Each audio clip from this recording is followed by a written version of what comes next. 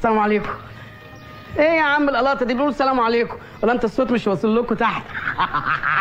السلام عليكم. بعد غياب طال تقريبا 14 يوم من تنزيل الفيديو ده، بجد وحشني اعمل فيديوهات وارد على كومنتاتكم الجميل، بس والله كلها ظروف شغل وكليه وكنت تعبان الايام اللي فاتت دي، بس الحمد لله اتحسنت وبقيت كويس. فيديو النهارده عن حاجه مهمه جدا، مش بس في السنه دي، لا دي حاجه مهمه جدا في حياتنا عموما، وهي تنظيم الوقت. اول حاجه هات ورقه وقلم واكتب كل اللي انت عايز تعمله في يومك، وما تفكرش في بكره ابدا وركز في النهارده وبس.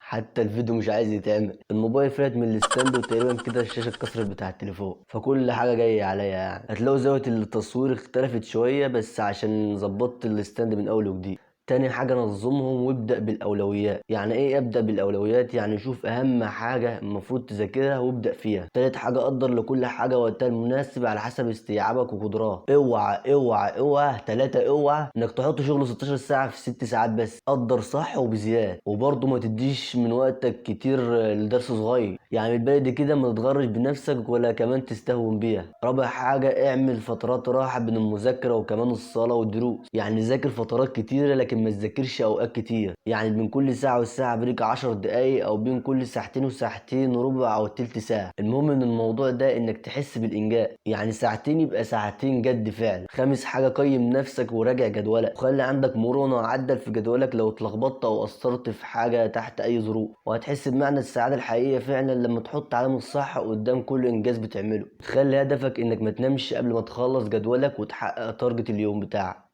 لو عجبك الفيديو او استفدت منه فشير الفيديو لاصحابك، واستنونا في فيديو جديد قريب ان شاء الله، والسلام عليكم.